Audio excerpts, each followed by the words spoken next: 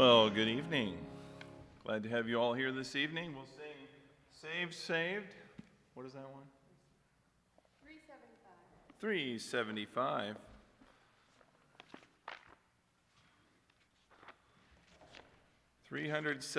$375, if you'd stand with me. Let's sing together.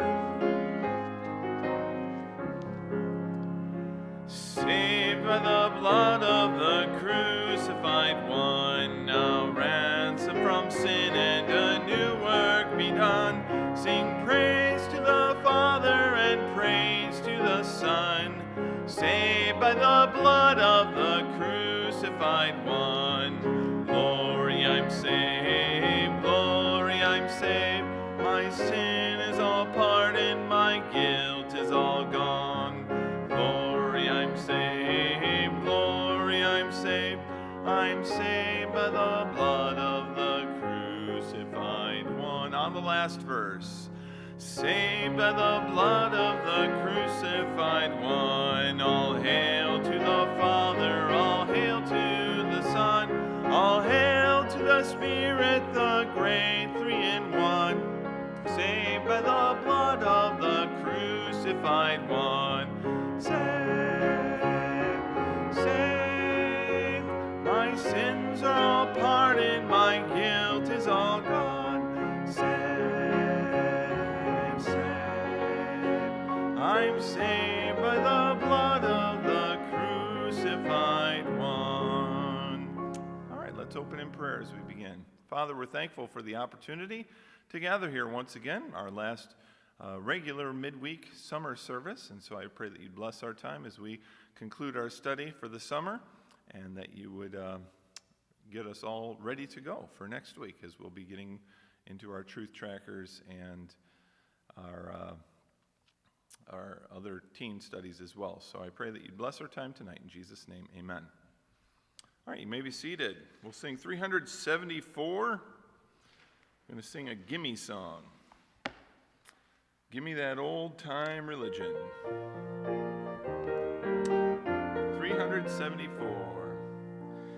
It was good for my mother, it was good for my mother, it was good for my mother.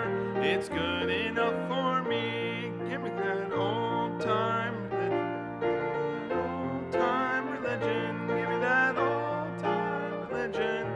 It's good enough for me. What one do we want to sing? It was good for my father. It makes me love everybody. Does it make you love everybody? Well, it should anyway. So let's sing Makes Me Love Everybody. Makes me love everybody, makes me love everybody, makes me love everybody. It's good enough for me. Give me that old-time religion. Give me that old-time religion. Give me that old-time religion. It's good enough for me. All right. Well, very good. I feel like we should go around and shake hands or something while we're doing that. Notice the verse there, Jeremiah 6:16. Stand ye in the ways and see and ask for the old paths. Where is the good way, and walk therein? It reminds us that the old ways are not always bad, are they? Frequently, they are good. All right, well, let's put away our hymnals. Thanks for singing tonight. And thanks for playing hide. Hey, Klaus, I need one of those papers back there. I always forget to give myself one.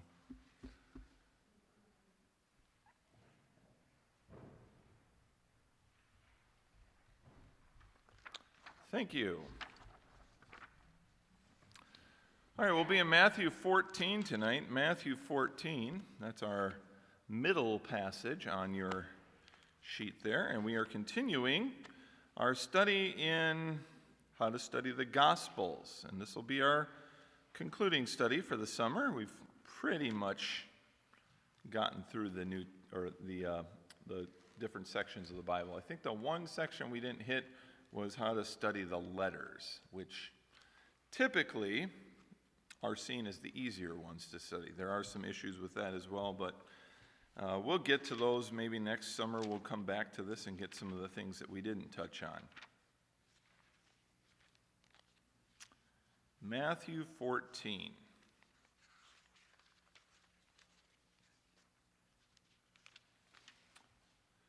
Now I'm actually going to read as our starting passage not Matthew 14, so don't feel like you have to turn anywhere else. I'll read from Mark, but that's on your sheet there. You can follow along with me.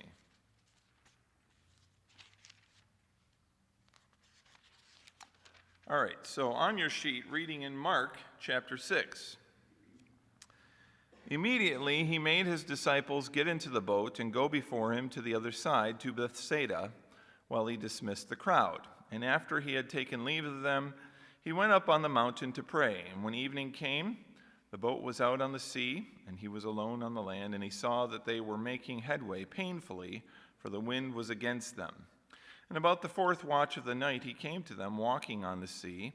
He meant to pass them by. But when they saw him walking on the sea, they thought it was a ghost and cried out, for they all saw him and were terrified. But immediately he spoke to them and said, "Take heart, it is I. Do not be afraid." He got into the boat with them, and the wind ceased, and they were utterly astounded, for they did not understand about the loaves, but their hearts were hardened. All right, so tonight we have before us three accounts, I guess you would say, of the same story. And interestingly enough, the one I chose for tonight isn't from where the normal three are together on the story. Normally it is Mark, Matthew, and Luke who write the same stories frequently. But for whatever reason, this one had John, and that's fine. John did write many of the stories that the others had, he had a lot of original material as well. So the reason I read Mark is because Mark is typically seen as the simplest of the Gospels and most likely the one who wrote first, and most likely the one that Matthew, Luke, possibly John, frequently borrowed from. And you can see this most readily when you have the Greek in front of you and you compare words and forms and structure and all that. You can see it right there in black and white, and you can see, wow, these guys are really following each other. Either they all had really good memories and they were remembering it word for word, or more likely than not, Matthew and Luke both had a copy of Mark, or at least knew Mark really well, and they were borrowing from him on a lot of these things. And so Mark is typically seen as the earliest of the writers. Now there is some discussion on that, and certain commentaries will say, no, we think it's Matthew or whatever. And so it's not total agreement, but for the majority, Mark is seen as the first. And that's helpful to us because if we run on that premise with that presupposition, we can then kind of say, okay, if Mark was the first, number one, well, what is Mark trying to say with what he wrote first? Probably not, a lot of influence from Matthew or Luke. But what was he trying to say? And then we can take Matthew, Luke, John, and we can compare them to Mark and say, well, wait a second now. Why have they changed what Mark originally seemed to have written on this story? Why did they so drastically change it? Why did they add to it a little bit, some of the details? Why did they put those in there? So it's helpful for us in that regard, and just giving us a kind of across, the spectrum look at Matthew, Mark, Luke, and John, and being able to kind of compare them. So this is a story that was included in only 3 of the Gospels. Luke, for whatever reason, did not include this stilling of the sea. Of course, we know that Matthew, Mark, and Luke included the one where Jesus was asleep in the boat, but Matthew, Mark, and John included this one, very memorable to all of us, where Jesus walked on the water. And of course, that is most memorably put in Matthew's gospel, as you'll see. So, let me think about what's the best way to go about this. The first thing I wanted to do is just to say what is similar in these stories. All right, so let's identify first the things that are the same. I think that's the best way to start when you're doing these things. Don't just look for things that are different. Look for things that are the same. What were the most important things that the gospel writers wanted to teach us with these stories? All right, so who's got one? I'll be calling on people in the back row, so be ready. I'll give Adelaide another try. Adelaide, do you have something that's the same? It doesn't have to be in all of them. Just compare one or the other or whatever.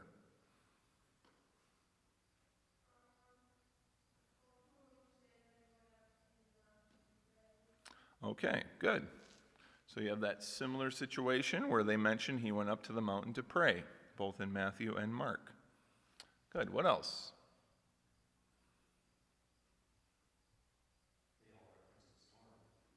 Okay, they definitely all have the storm in there. So that's an important part of the story, right? Don't want to skip that part. Wouldn't make sense otherwise. Okay. What else? Ansel, you notice anything?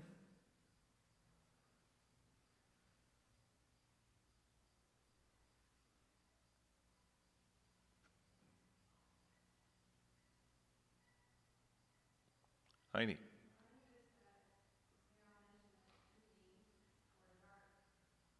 Okay.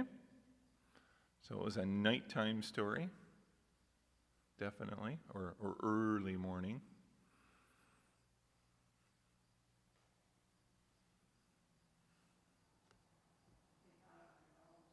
Okay, yeah, a couple of them said a ghost. Did John say a ghost?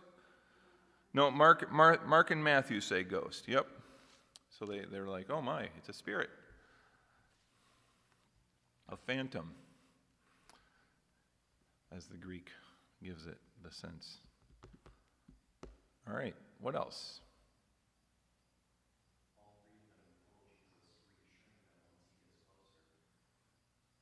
All right, all three of them give that phrase, I believe the same phrase, do they not?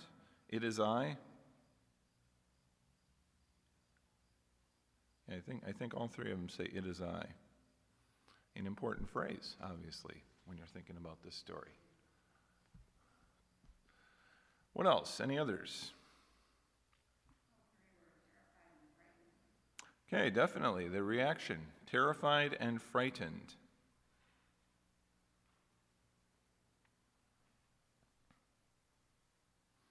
Any other important details that all of them repeat or some of them repeat? Do not be afraid. Yep. Okay.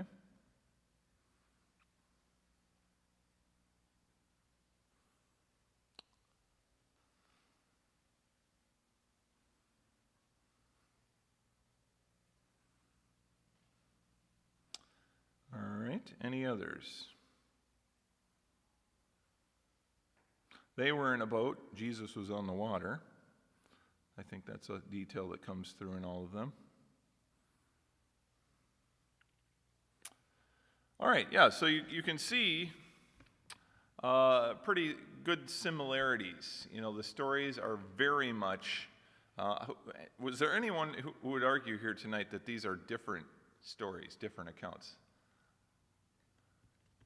Do you all agree they seem to be covering the same story? Okay. Yeah, I mean, every once in a while you'll run across a commentator, usually there's liberals, for whatever reason, they get a kick out of saying, these are different stories. They're not even the same thing. And then you start comparing the details and you're like, well, come on, even though it's not always word for word, the fact is they give enough detail in the story to make us think this probably didn't happen twice just like this. So they seem to be covering the same story.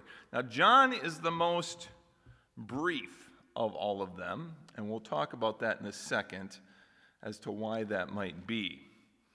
Matthew is the lengthiest. He goes on for great length, adding some pretty interesting details to the story, right? The part in Matthew is the one we always get a kick out of with Peter.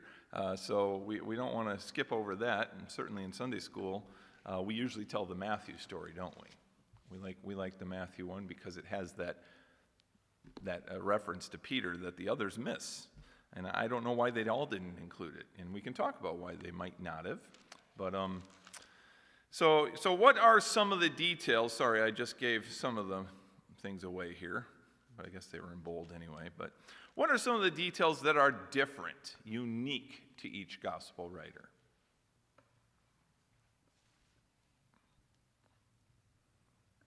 Ansel, what do you have that's unique?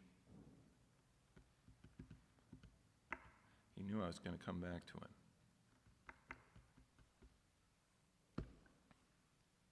And Ansel, if you don't get this, I'm picking on Sharon next. No. She hates it when I joke about that. Ansel, what's unique?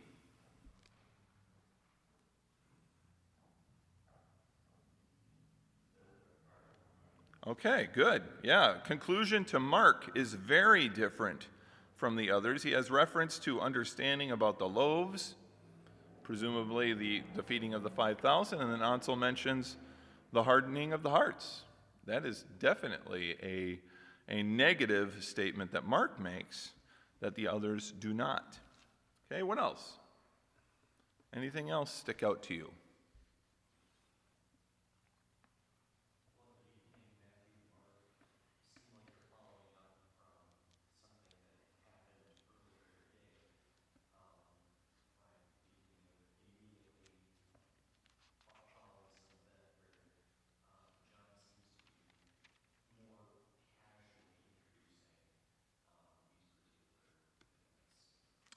Right, definitely. And I know both in Mark and Matthew, the event is the feeding of the 5,000. John, it's a good chance John is too, because I'm pretty sure right after this, John talks about the bread of life in chapter 5.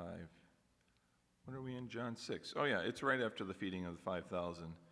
And then John talks about the bread of life right after this story. So yeah, in the actual story of Jesus, sometimes we wonder, where did this story fit in? And there's no question here. Wherever the feeding of the 5,000 happened, then shortly thereafter, Jesus walked on water. So you have that, butted up right against an incredible miracle story. And then this story of, oh no, we're going to die, and oh no, it's a ghost, and and terrified and frightened, and of course Mark brings it to that their hearts were hardened. So yeah, you have the Matthew and Mark giving us the indication that it came right after that. John, you'd have to look a little bit more closely. All right, any others? Things that are different. Now these are a little bit harder to pull out. Obviously, you can see that. The differences are not as prominent as the similarities.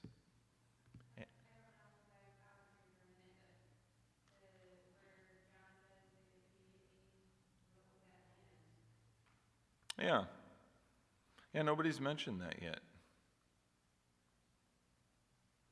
Yeah, that is a unique one. Immediately the boat was at the land to which they were going. So a little extended miracle, maybe, I don't know.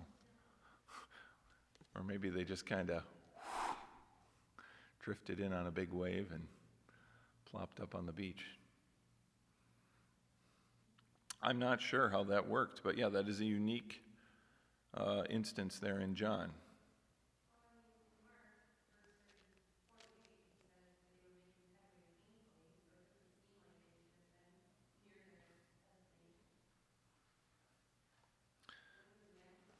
So are you saying that the story could have actually occurred like 10 feet offshore and they just didn't know how close they were?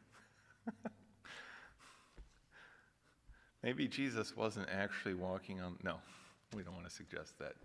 Jesus was walking on the water.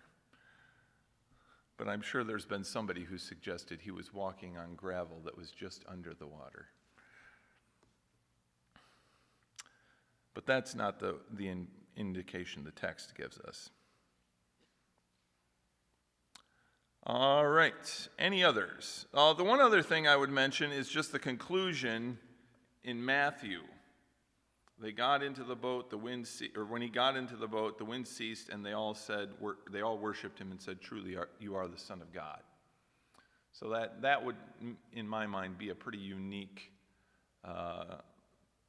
difference.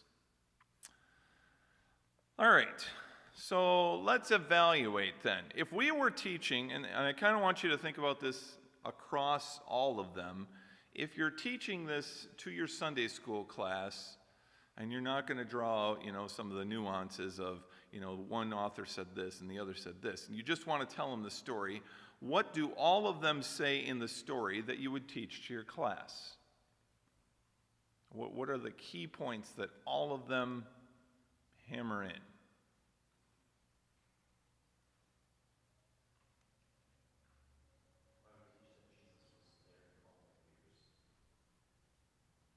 Okay, certainly.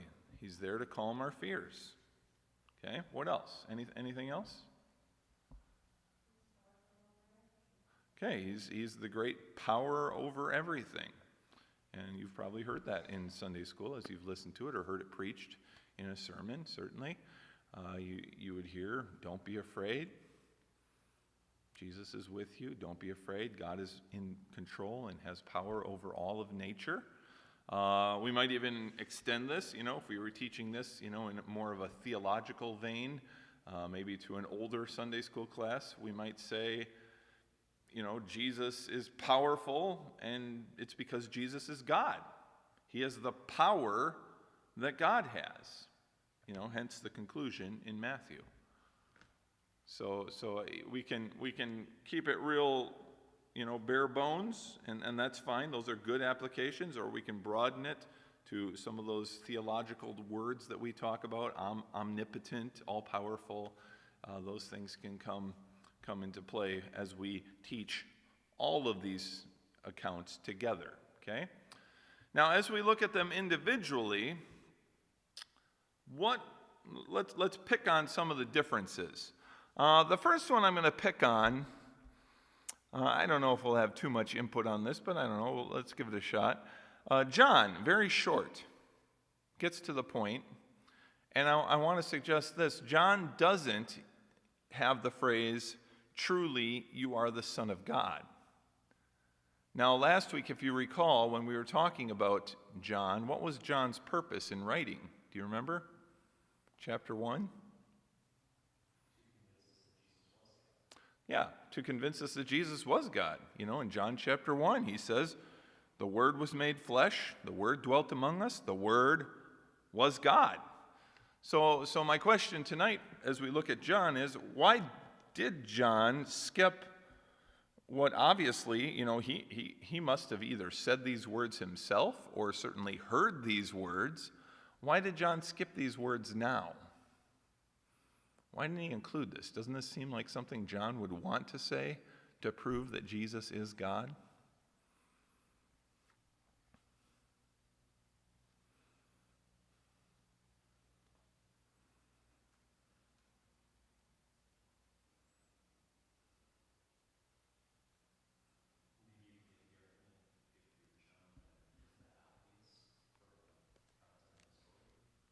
Okay, so yeah, Samuel makes the suggestion there that it's an obvious conclusion. John is known for showing the great signs and wonders. I think John references, the miracles of Jesus as this was the first sign that Jesus did. And so all of these signs and wonders are pointing to the fact that Jesus is God. And so maybe John is just like, of course, everybody can see that Jesus is God from this instance. Okay, any other suggestions?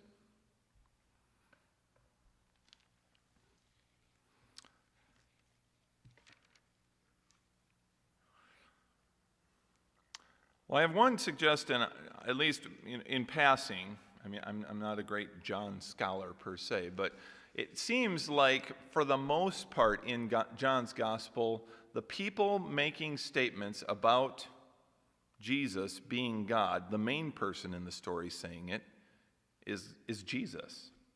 And so I get the feeling that John is mostly, now other people say it, I know, at the end of the book you have, what's his name? Thomas. Thomas saying, "My Lord and my God." So certainly there are other people attesting to the fact, but mostly in John's gospel, it is always Jesus. And, they're always about to stone him for claiming that he's God. And so I would say John is just letting Jesus say it. The disciples aren't needing to say it, or he doesn't have them saying it in this story, but Jesus is saying it. Even in his phrase, verse 20, the one that they've all used in all of the accounts, "It is I." That phrase is important in John. Literally in the Greek is "I am." Okay, so there is your Jesus is God statement if you were looking for it. It's right in the story. "I am," Jesus says. All right, so that's John. Very short and to the point. And I don't know if he's making a huge statement with the story, but certainly wants to include it because it is important. But even though he doesn't include that statement, I want us all to be sure and aware that the statement was made. John just didn't record it for us, okay? So it's not like John is saying, "Oh, they didn't really say that. That's just something Matthew made up." No, John is just not recording those words. All right, let's go over to Mark. Mark had the interesting one that was pointed out. Their hearts were hardened. Why does Mark give this such a negative conclusion? What do you think he was trying to teach?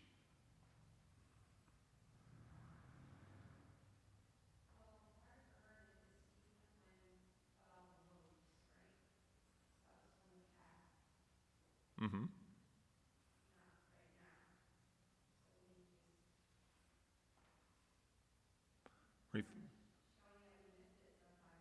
Okay. Reflecting back on the fact that even these obvious miracles can be missed. Good. All right, what else? Any others?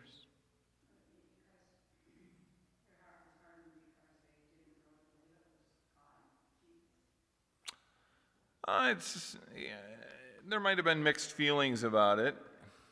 I mean, Matthew gives us the indication that they were pretty sure it was something amazing. But, yeah, I mean, all of them were at different levels, and of course you have Judas down there saying, this is amazing, but not for me. So yeah, I think there was a mixture of some with softer hearts, some with harder hearts. So that might have been part of it too.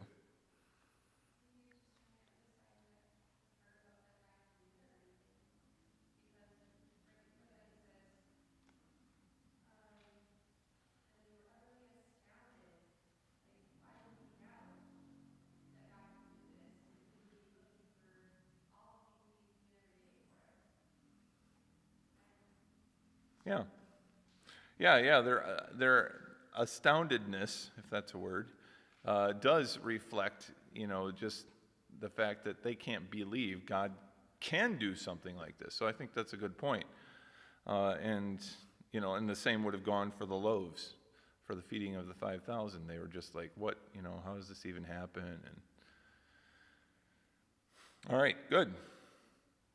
Some of it goes back to Mark's theme. We don't have time to read the whole gospel, but certainly in Mark's gospel, you have a pretty negative portrayal of the disciples. The disciples in Mark's gospel are always the ones who aren't getting it. And you might say, well, that happens a lot in other ones. Well, you read through Mark's gospel and tell me what you think of the disciples. Normally, it's chalked up to Peter and his humility at this point. Of course, we believe that Peter was the source for Mark's gospel, it seems. And Peter tended to paint things pretty poorly when it came to the disciples. He wasn't about to give them anything as far as, being great men of the faith. Peter knew all too well. And I think that comes through in Mark's gospel especially, as we see that their hearts were so very hard, even in the face of these astounding things. All right, well, let's move on to Matthew. And ironically, we have the most in Matthew, but I'm not totally convinced as to why Matthew includes what he does.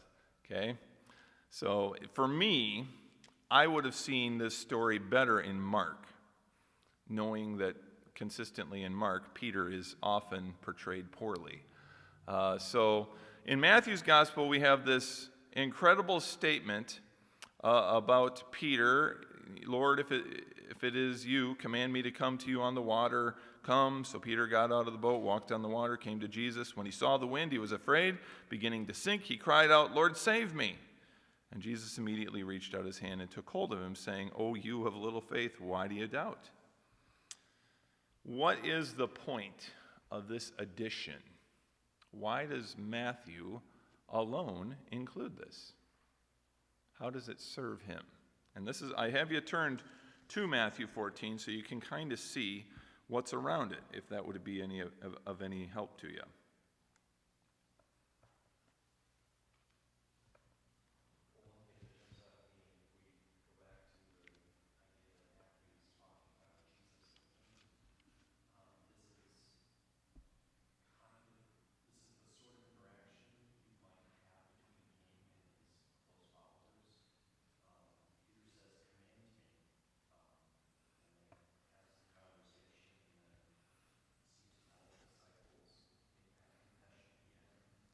Okay. Okay. All right. Yeah. So Samuel mentions that if we take the idea that Matthew is presenting Jesus as the king, which is pretty well established that Matthew is trying to get across that point, then here we have a king giving commands, being obeyed, and then at the end being worshipped, being honored as a king. And certainly that could be part of it.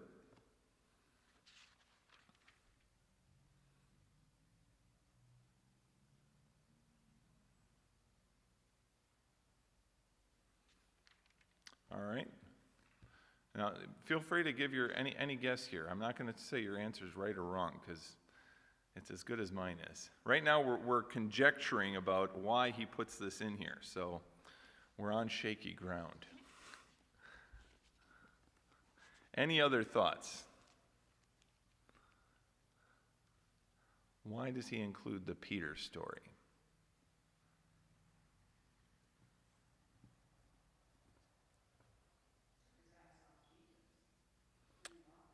Okay.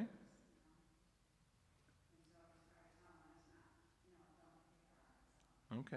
So certainly trying to remind us what it means to look like a true disciple, which certainly could be said of Matthew, that he is teaching us how to be a disciple. The only reference to Peter that I can find that's meaningful in connection to this, at least in the near context, is in 16, we have the great confession by Peter, of course, followed by the great rebuke by the Lord. Okay, so in chapter 16, you have Peter saying, You are the Christ, 16:16, you are the Christ, the Son of the living God. And then, of course, Jesus says, Upon you I shall build my church. You are the rock, and I shall build my church upon you. And then later on, Peter reverts and rebukes the Lord for saying he's going to be crucified. And Jesus says, Get thee behind me, Satan. So you have that interaction with Peter, and it's kind of back and forth. And so my best suggestion as to why Matthew makes particular, and there's always the outside chance that Matthew just thought this was a really cool story, and he threw it in there because he didn't want anybody to miss it. He probably said, hey, Mark missed a really good part of this story. We need to include the part about Peter. But there is a good chance as well that Matthew is setting Peter up and showing us that even though the faithless Peter can't walk on water, as long as he's saying the right things and believing the right things, God is going to use him. Of course, he goes back and forth on that. One minute he's saying, you are the Christ. The next minute he's saying, you can't be crucified. So Peter goes back and forth on that, but I think Matthew is trying to show us that we can transition into the kind of disciple that we're supposed to be if we keep following the Lord Jesus Christ, if we get picked up out of the water and acknowledge that Jesus is the Christ, the Son of God. So I think Matthew might just be using Peter in that sense to get us thinking about the ups and downs of being a disciple and what it means to follow Christ faithfully and to believe the right things about Christ. All right, any other questions or thoughts?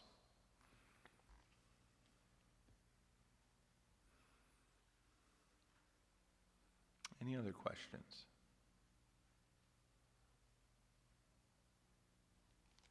So my challenge tonight, as you're going through the Gospels, be aware that sometimes you'll have these instances. Usually your study Bible will say, here's a cross-reference to the exact same story in the other Gospel. And so my challenge to you is to read them across like this, comparing, finding the similarities, finding the main point of the story. And then my other point tonight would be, read them this way. Okay? Block these out and just read this one and see, well, what is this guy saying? And why is he saying the things he does that these guys weren't saying? And so read them this way as well as this way. Okay? You can do this pretty easily, and I'd recommend a harmony of the Gospels. You can usually find them at used bookstores and Goodwill and such. They're pretty easy to come by. But a harmony of the Gospels will put all the Gospels together and just, as it's one person saying it, there'll be a whole page with just the one Gospel. And then as it includes other stories, they'll pan out and there'll be 3 Gospels right next to each other. And it just kind of works like that all the way through the Gospels. And it's a really useful tool to compare and see what's going on in each one of the Gospels and then all of them together. All right. Well, that's it for tonight. That's it for this summer. So you can put your Bibles away if you'd like, and we will get into our prayer request.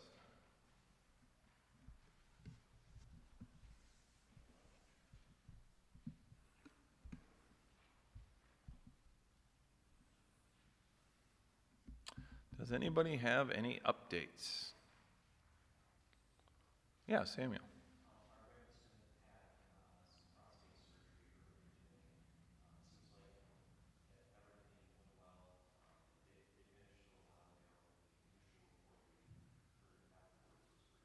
Okay. All right. So that's the other grandpa. All right.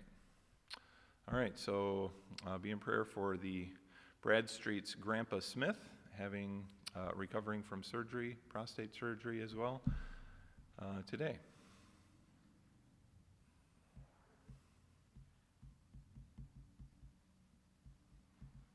Yeah, Jan.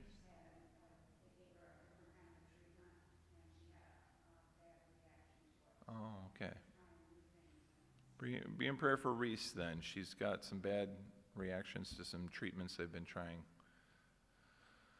Be in prayer for David's nephew, David Huntoon, and I believe it's Donald Nelson, Donald Jr. Does anybody know his nephew's name? I'm pretty sure he said Donald, but anyway, his nephew, the sister that passed away a few years back here now. If you can pray for him, he's having some heart issues, I guess, in the hospital and stuff, so keep him in your prayers.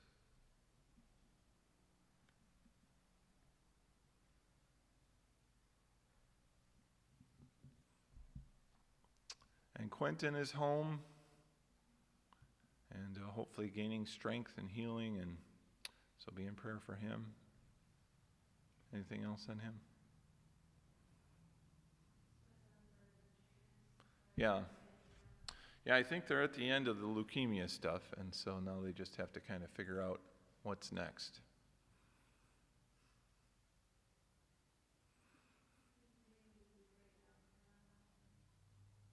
Very, very weak, yeah.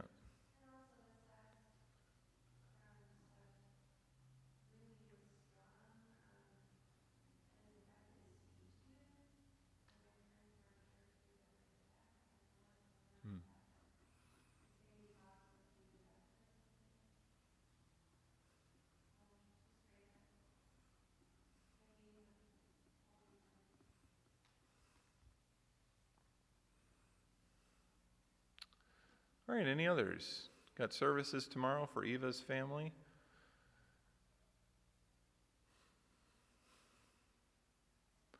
Pray for the Reagans as they're trucking back and forth to be a part of that. I don't know how long of a drive they have up there. Do you know? It's a couple hours where they're camping. Oh, okay. So yeah, they've done some driving then, because I've seen them today, and I think I'm going to see them tomorrow. So be in prayer for them and their travel. Probably some family traveling, possibly. All right. Any others? Got truth trackers and proteins starting up next week, and picnic at the end of the month on the Sunday. Be in prayer for the drivers of Vandercook community. And if you're on the roads, I give you fair warning. There are two vectors driving around. But if you see an easy way car, drive the other way. No.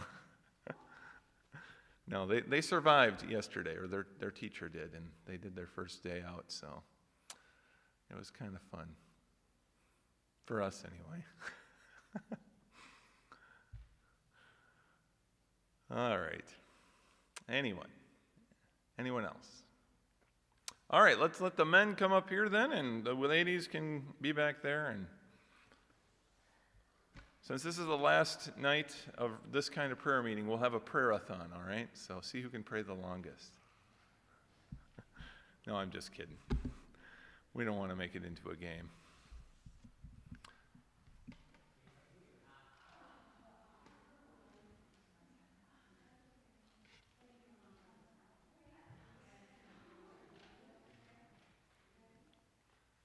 Got the whole front row covered here.